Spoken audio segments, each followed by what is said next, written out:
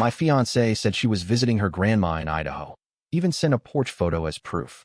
But her Uber receipt had a San Diego zip code. So I booked her a one-way bus ticket and mailed her things to that same zip. My name's Ryan. I'm 30, and I don't usually tell stories like this. I'm the kind of guy who keeps things in, works hard, goes home, takes care of what's mine, and doesn't make drama where there doesn't need to be any. I work as a mechanical design tech in Sacramento, mostly CAD modeling and systems integration for HVAC contracts. My circle is small. I don't drink. I've been the reliable one my whole life. So when I met Jenna, I thought I'd finally found someone who wanted the same kind of quiet life I did. We met through mutual friends at a backyard barbecue. Her smile caught me immediately. She was funny without trying, used words like melancholy in the middle of casual conversation, and had this confident way of talking that made you feel like she saw right through you, but didn't judge. We'd been engaged for 4 months, living together for a year and a half. Everything felt mostly fine. Maybe not exciting, but steady. Familiar. We split chores, watched true crime together on weeknights. I cooked, she cleaned. We even had a shared whiteboard for groceries and bills. On paper, things made sense. So when she told me she was heading out for a few days to check on her grandma in Idaho, I didn't question it. She'd mentioned her grandma before, said she lived out near Boise and had been having some heart trouble. She packed light, a weekend bag, nothing unusual, and even showed me the little shawl she was bringing, because Gran gets cold at night and loves when I braid her hair. She kissed me goodbye Friday morning, asked me to water her hanging plants, and said she'd send me a photo once she got settled. Around 4 p.m. that day, she did. It was a simple shot, just a cozy porch with white railings and a pair of old rocking chairs. One of the chairs had a throw blanket over it, and there was a potted geranium hanging from a hook in the corner. The kind of image you'd find on a postcard labeled Small Town Life. She captioned it. Just got in. Gran's napping. Isn't this cute? I texted back something like, looks peaceful. Tell her I said hi. But the second I saw the photo, something scratched at the back of my mind. It was too perfect. Not just the composition, but the lighting. The way the image was balanced. It didn't look like a phone snap. It looked curated. Like something you'd see in a real estate brochure. Still, I let it go. I got back to work. Knocked out a draft schematic for a rooftop unit retrofit. Sent off some part requests to procurement, and shut my laptop down just before 6. On the way home, I picked up takeout and tried not to think about the porch photo. But that night, I couldn't help myself. Something about that geranium was bugging me. Not the flower itself, just the look of it. Too bright, too sharp, like it had been filtered. So I opened her Instagram. Nothing on the main feed. But then I remembered something. Her close friends story list. Jenna rarely posted, but she once added me to a private story called For My Faves. She hadn't used it in months, or so I thought. I scrolled back, and there it was. The exact same porch photo. Same rocking chairs. Same railing. Even the same throw blanket. But this one was posted nearly 7 months ago, in October. It had a Halloween caption on it back then. Someday I'm gonna have a porch just like this. The only difference was the filter. In the older post, the colors were warm, fall-toned. The one she sent today was brightened, cooled, and cropped at the top to hide the pumpkin wind chime. So, she wasn't on that porch today. Still, maybe it was a mistake. Maybe she reused an old photo just to show the vibe of where she was. I tried to tell myself that, but my stomach tightened. I didn't want to jump to conclusions. I really didn't. She'd always been a little overly aesthetic with her posts, always making things match the mood. But now, the photo had gone from a cute update to a possible lie. And suddenly, I couldn't stop seeing the cracks. Like the way she packed. She'd brought the black leather crossbody she usually only wore downtown. The kind with the gold chain, not her usual low-key travel bag. And when she left, she didn't hug me like she normally did before long trips. It felt quick, disconnected, like she wanted to get out the door fast. I went to the kitchen and opened the drawer where we kept receipts and shared mail. I wasn't sure what I was looking for. Maybe nothing. Maybe I just needed to confirm I was being paranoid. That's when I saw the printed boarding pass. Except it wasn't for a flight. It was an Uber ride receipt, printed from the online dashboard. I never used the account, but Jenna had it synced to our shared printer because we once used it for expense reports during a trip. This receipt was dated this morning. Pickup, our apartment. Drop off, an address in San Diego. Zip, 92101. There was no airport listed. No Boise. Just a clean ride from our place to an upscale downtown hotel in Southern California. And that's when everything changed. I sat down. Heart steady, not racing. No panic. Just a strange kind of stillness. The kind of quiet your brain gives you when it's preparing for something you don't want to admit is real. I didn't text her. Didn't ask questions. I knew that if I asked, she'd have a story ready. She was smart like that. Instead, I opened my laptop and started making a plan. The moment I saw the zip code, 92101, everything clicked into place. Jenna wasn't with her grandma in Boise. She wasn't on some emotional support visit. She was in downtown San Diego. The hotel listed as the drop-off? It was a boutique place I recognized from a business trip. Expensive, stylish, mostly couples. And she wasn't dumb. She knew I didn't check the printer tray. Knew I barely touched the Uber account. That made me wonder, what else had she gotten comfortable hiding? I didn't tell anyone. Not friends. Not family. I didn't want advice. I didn't want sympathy. I wanted truth, and I wanted to gather it without interference. So I started from the most boring place, logins. We had a shared home desktop in the corner of the living room, mostly for printing things, filing taxes, backing up photos. Jenna used it often enough that I'd set up a separate profile for her, but we both left browsers logged in under guest sometimes. So I opened the guest Chrome window and clicked the history tab. It was surprisingly clean, almost too clean. That told me she was clearing it deliberately. But on the guest profile's autofill, I found her alternate Gmail address, the one she'd used before we moved in together. I'd seen it once on a spa appointment confirmation. She never mentioned it after. She probably assumed I forgot. It was still signed in. That's where things really started. The inbox wasn't full of scandal. There weren't naked photos or love letters. But there were Uber receipts, 2 more, both in San Diego. One from last month. One from 2 weeks ago. Same hotel. Same time window. Friday afternoon to Sunday evening. Every time, the drop-off was listed as Hotel Pacifica on Market Street. No other travel destinations. No detours. Just rides from airports or residential addresses directly there. One of the pickups was from a residential home in a gated suburb called Eastlake. I plugged the address into Google Maps. It belonged to a guy named Colin M. I didn't recognize the name. I searched her email again. Nothing else from him. But I checked her phone records next. I still had our joint phone account app on my phone. It showed usage data, but not the content. I wasn't trying to dig through her messages. I just wanted to see how often she talked to this mystery number. And there it was. The number matched the home address. 619. Prefix, consistent contact over months. Not spam-like or professional. Regular. Casual. Sometimes after 11 p.m. Sometimes early mornings on weekends. One call lasted 43 minutes. That's not a realtor. That's not a family friend. That's not Claire with a heart emoji. Either. So I called it. I didn't think it through. I just tapped dial before I could second-guess myself. I let it ring. A guy picked up on the 4th ring.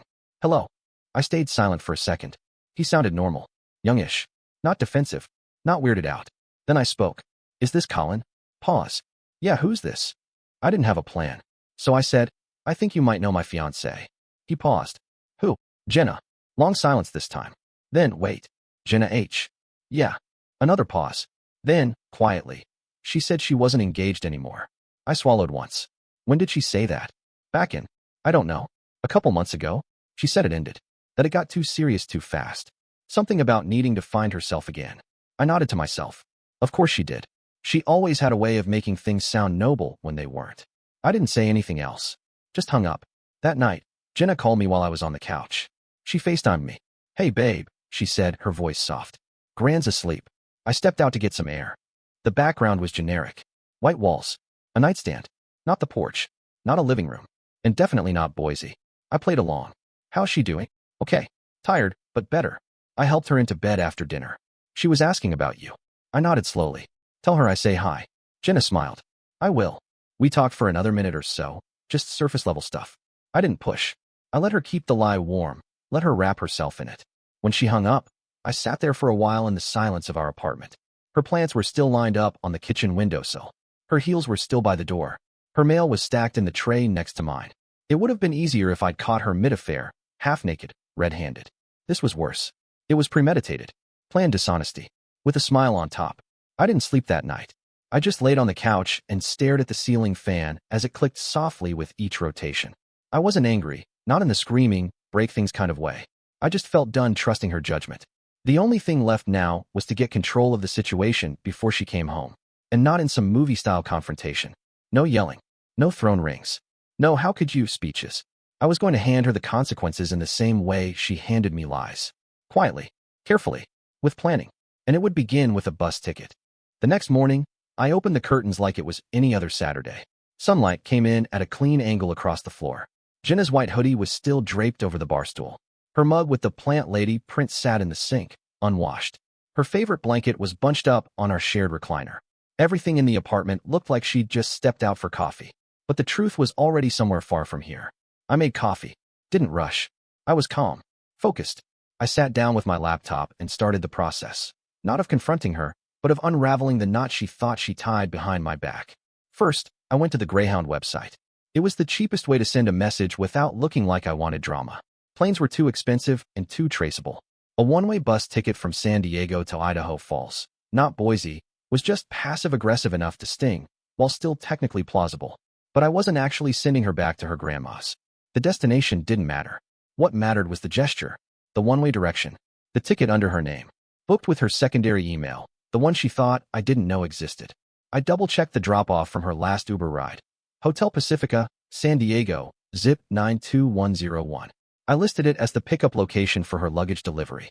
Then I scheduled a FedEx Express pickup for that same Monday, marked urgent. I spent the rest of the day quietly packing her things. I didn't trash anything. I didn't tear clothes or snap shoes in half. That wasn't the point. The point was to return everything, neatly and deliberately, as if I were cleaning out a hotel room after checkout. I started with the big things, her closet, her skincare drawer, her jewelry box. I made 2 piles, one for the box I'd send, one for the garbage bag I'd leave by the door. I folded everything nicely, even labeled the cords to her curling iron and phone chargers. I found the necklace she'd claimed was a gift from a friend 2 months ago. She wore it constantly, but never once let me touch it. I dropped it into a padded envelope and placed it gently on top of her shoes. Right beside it, I put her favorite perfume, the one she always wore when she left for girls' weekends. Then I added the handwritten note. No insults. No guilt trips. Just 4 lines in block letters. Here's everything you left behind. I hope San Diego was worth it. The bus ticket's in your email. Don't come back. I didn't sign it. After that, I went through our shared documents. We had a lease with both our names on it, but I had taken over primary rent payments after she temporarily stopped contributing 3 months ago. I made 1 call to the landlord and got her removed. It was easy. I gave notice that she wouldn't be returning, and since I was sole payer, they didn't ask for more. I changed the locks. She'd left with her spare, but I didn't want her walking in later like nothing happened. I also disconnected her from our Netflix, Spotify, and the grocery delivery app she loved using on my dime. Not out of spite, just consistency. Clean lines. No unfinished threads. Around 4 p.m., I got a call. Jenna. I didn't answer. A minute later, she texted. Hey babe, just checking in. How's your day? I stared at it. She was still playing the part. Still lying like nothing had changed. Still in a hotel room across the state, pretending she was helping her grandmother knit socks in Idaho. So I replied, hope you're enjoying San Diego. The read receipt came up almost instantly. Then nothing. No reply. 10 minutes later, she tried calling again. I didn't answer. Instead, I attached the FedEx tracking code to the note and emailed it to her backup Gmail, along with the e-ticket confirmation from Greyhound. I even scheduled the delivery to require a signature, just so I'd know she held the box in her hands. There was nothing left to explain. The pieces were all there. She'd just have to connect them. I turned my phone off. That evening, I watched the sunset from the balcony alone. A warm breeze drifted through the screen door. A couple walked by below, laughing. I listened to the sound of traffic in the distance, the slight whir of a ceiling fan behind me, and the click of my neighbor's lighter 2 doors down. It all felt strangely peaceful. I wasn't broken. I wasn't shaken. Just reset. I knew she'd come back on Sunday evening expecting things to be the same. She'd probably knock first. Then bang. Then maybe cry. She'd come up with something. Say it was a misunderstanding. Say her grandma had flown to San Diego. Say she had a friend in trouble.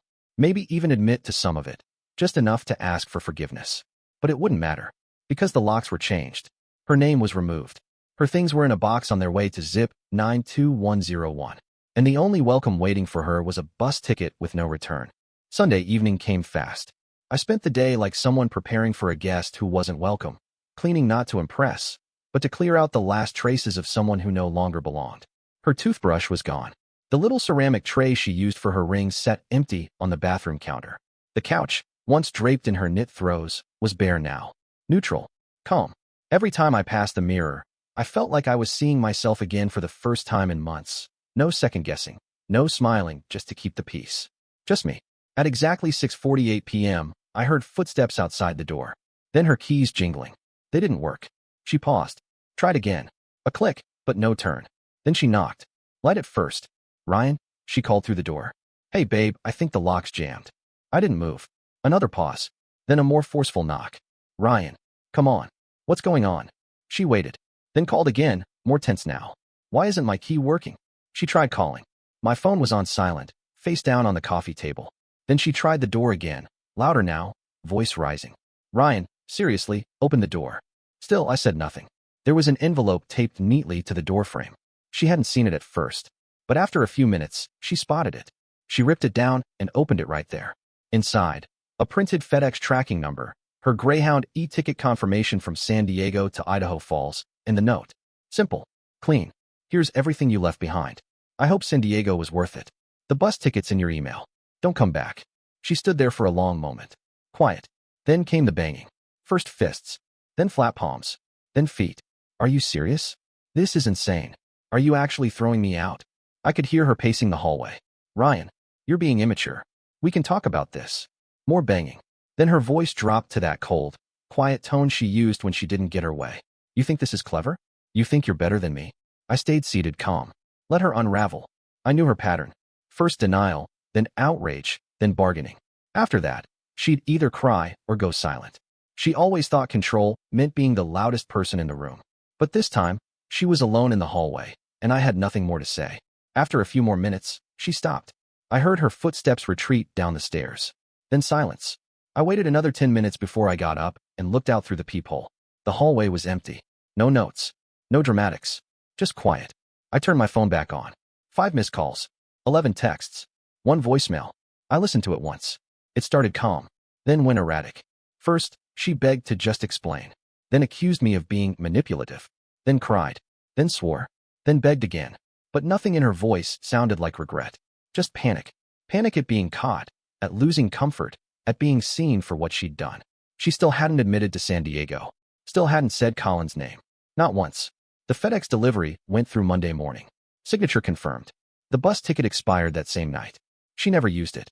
I didn't expect her to. That wasn't the point. The point was that I'd returned everything to where it belonged. Her belongings. Her choices. Her lies.